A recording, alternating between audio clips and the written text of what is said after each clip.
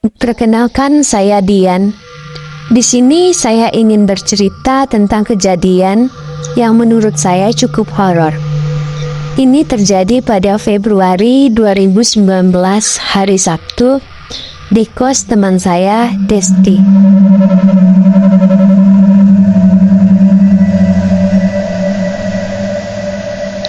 Kosnya itu seperti kontrakan berlantai 2. Yang di dalam satu petak itu ada 2 kamar yang saling berhadapan dan 2 kamar mandi di sebelah 2 kamar tersebut.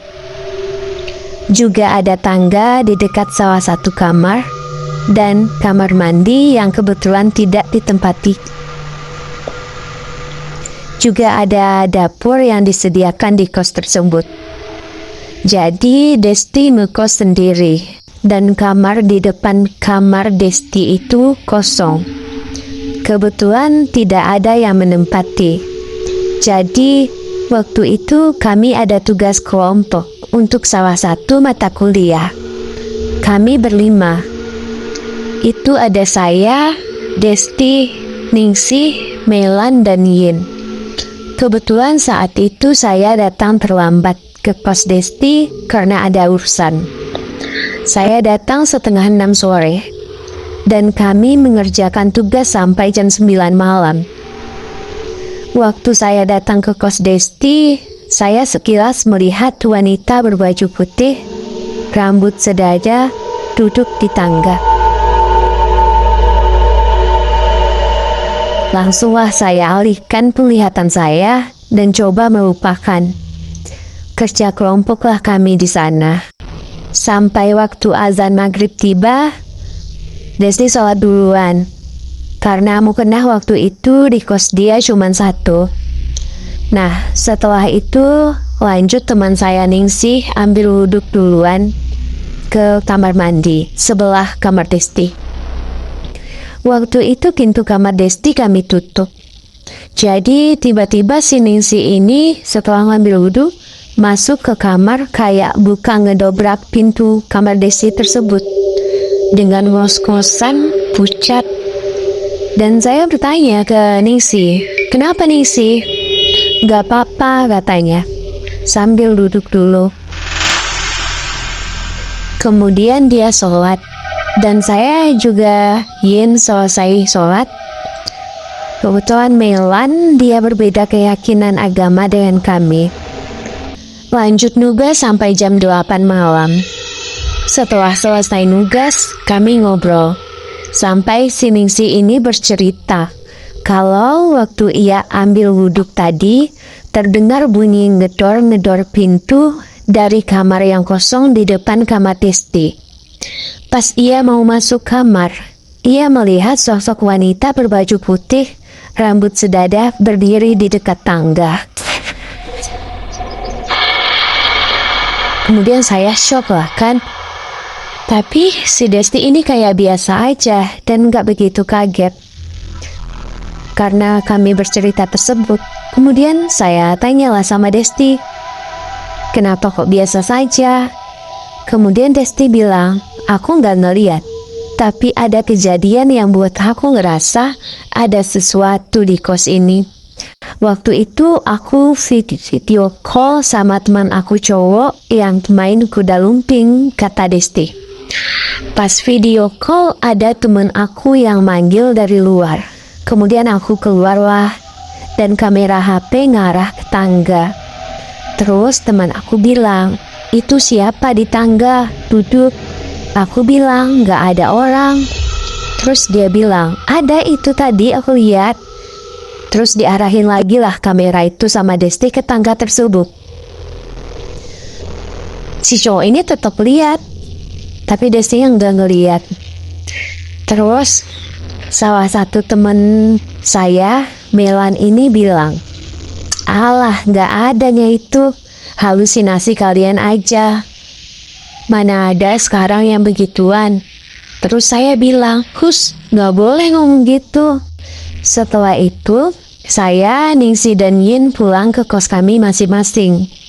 Kebetulan Melan nginap di kos Desti tersebut karena kos Melan jauh dan ia nggak ada motor saat itu. Jadi besoknya saya hanya ingin main ke kos Desti karena hari Minggu. Ternyata Desti nggak ada di kos. Itu saya pergi jam 8 pagi. Saya telepon Desti di sana. Ternyata dia keluar ke tempat saudaranya dari jam 7 pagi tadi. Dia bilang Melan di kos Fitri, teman saya lagi. Terus saya teleponlah Melan, ternyata benar dia di kos Fitri. Saya susulah dia ke kos Fitri karena ingin ngajak keluar. Setibanya saya di kos si Fitri tadi, dia langsung manggil Ayang, kata dia. Ayang itu nama panggilan dia buat saya. Ayang, aku takut. Kenapa? Kata saya. Tadi malam aku nginep di kos Desti. Jadi aku kebangun karena ada yang narik selimut aku ke bawah. Terus aku tariklah selimut itu ke atas. Aku lihat si Desti masih tidur anteng di sebelah aku. Jadi aku cobalah tidur lagi. Pas aku mau tidur, ada tangan yang nyentuh dua kakiku.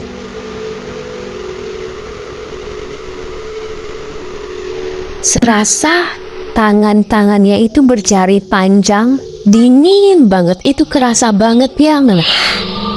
Syok aku yang ku bacalah doa-doa yang ku yakini, kata dia.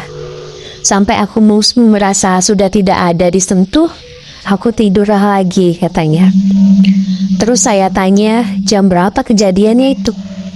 Dia bilang, aku nggak lihat jam, tapi kurasa udah dekat subuh lah itu. Sekarang badanku nggak enak jadinya, rasanya mau demam, katanya. Ternyata Seninnya Melan demam 1 hari, dia nggak masuk kuliah Senin, tapi Selasa ia masuk lagi. Nah setelah kejadian itu, saya tidak ada ke kos Desti lagi. Tapi sebulan kemudian kalau tidak salah, saya sama Desti, itu bulan Maret kalau nggak salah. Saya sama Desti serta 2 teman saya lagi duduk di belakang kos Desti sekitar jam 4 sore, mengerjakan tugas kuliah juga. Saya dan Desti menghadap tembok yang berwarna kuning yang terkena sinar matahari. Jadi bayangan saya, Desti itu kelihatan di tembok. 2 teman saya lagi menghadap ke kami. Saya melihat bayangan perempuan berjilbab lewat di tembok tersebut. Tapi yang terlihat hanya bagian pinggang ke atas. Pas saya mau bilang, siapa itu yang lewat? Saya mau bertanya. Kemudian spontan si Desti bilang, siapa yang lewat barusan di belakang kita? Cewek berjilbab, tapi kok setengah doang, kata dia. Yang 2 lagi nggak ngeliat karena dia ngadap ke kami. Dan mereka bilang nggak ada yang lewat di belakang kalian, katanya. Padahal kami lihat jelas bayangan itu kayak 3 detikan itu lewat dan masih jelas banget. Nah, kemudian setelah kejadian itu, saya sendiri sudah jarang ke kos Desti karena kesibukan yang semakin padat dan jadwal kuliah kami yang berbeda. Nah itu tadi cerita dari saya dan pengalaman yang saya alami bersama teman-teman saya. Terima kasih untuk mendengarkannya.